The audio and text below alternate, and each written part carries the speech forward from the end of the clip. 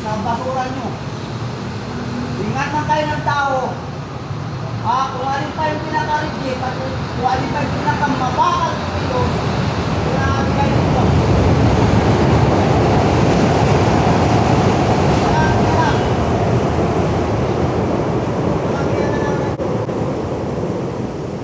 Ano sabi sa amin, magbigay kayo sa kanila ng takdang araw. At kinakailangan na rin namin malinis ang tower tray. Tower tray, pudong. Ngayon. Ito nga, pinag-iinitan. Yung pa kaya, yung lugar na ito, na napakasanyo, napakabaho.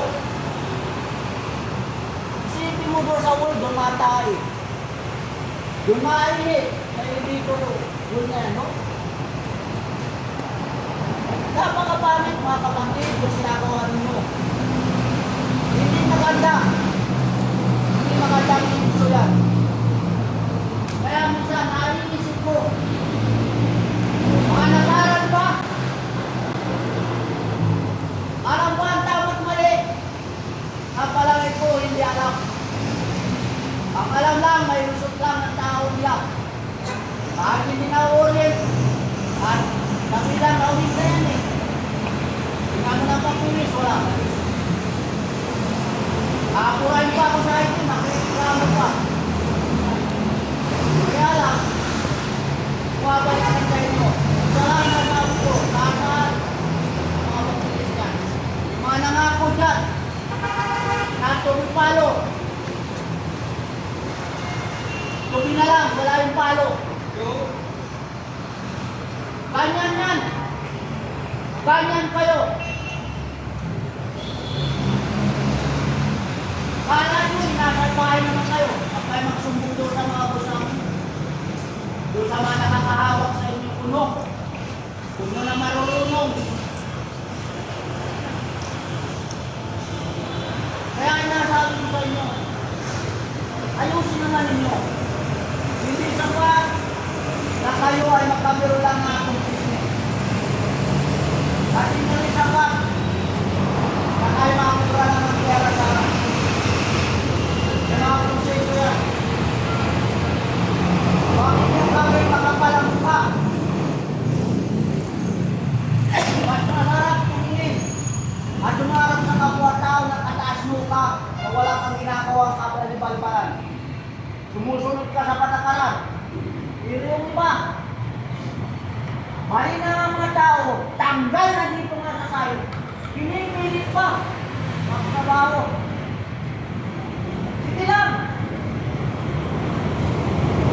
Kaya nga sabi ko sa kanila, trabaho, hayaan nyo naman trabaho.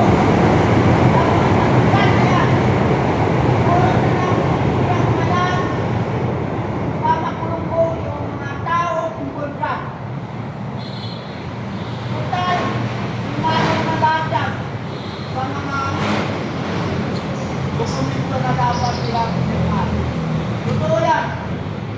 Nakalimutan ko yan sa inyong lahat. Pinapayagan mo na, hindi. One time ka lang. Pati yung nagkatabaw yan. Kulong yan. Pulisensyahan yan. Doon na sila magagawin sa PRC. Bakit? Kakaon ko rin ng dokumento yan. Sapat na yung na kayo tinerminate dito. Sapat na yan na kayo pinalalayas dito. Ayaw pa rin ninyong bumayan. At yan,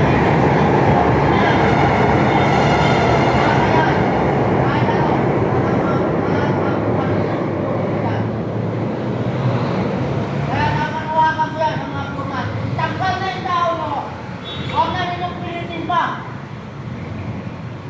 Kung sabihin yung kailangan yan at magaling yan, hindi ako binigyan. Tandaan niyo yan.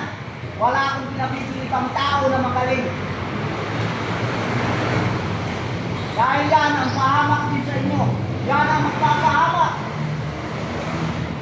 Dahil kung ikaw tunay na magaling, unang-una mong susundin ay ang patakaran.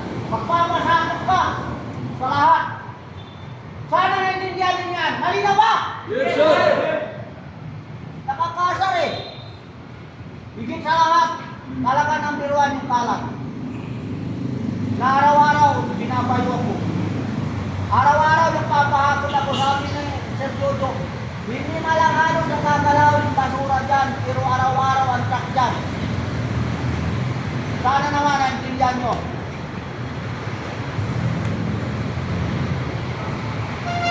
Uniforme na lang. Napapakalata kayong walang-wala. Walang-walang pakita yung boss nyo. Hindi kayang ipagmalaki yung kumpanya nyo. Hindi kayang taguyod sa maayos sa mga tauhan. Sa uniforme pa lang, walang-wala na.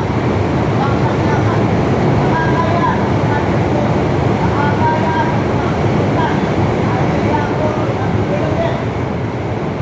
dahil ano, tambang mga sukul na ngayon na putusupin.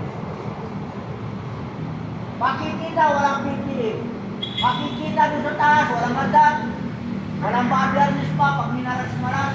At sana marasin din, magkahulog talaga. Sabi ko yan, resulta ng iyong katangahan, kapabayaan, at maging sa namumuno, kapabayaan nyo din yan. Panagutan ninyo yan. Wala kayong maasahan sagot sa akin. Isa lang masasagot ko. Kasalanan ninyo. Dahil una-una, sa umaga pa lang lagi, yan agad ang sermon ko. Yan ang paalmusal ko lagi, ang paalala. Bago kayo magtrabaho dito, tanggapin kayo sa site. May mga doktrinang binabasa sa inyo, nakasulatan, hindi dyan sa patakaran na yan. Sana na nawa, hindi ko magandang nabato sa inyo. Hindi sa lahat. Naway, parahan lagi ka ng kung may kapatid hanggang sa matapos ang video ito, walang at mga silipin na mangyari mga sa buhay natin. Kung lang, hindi ka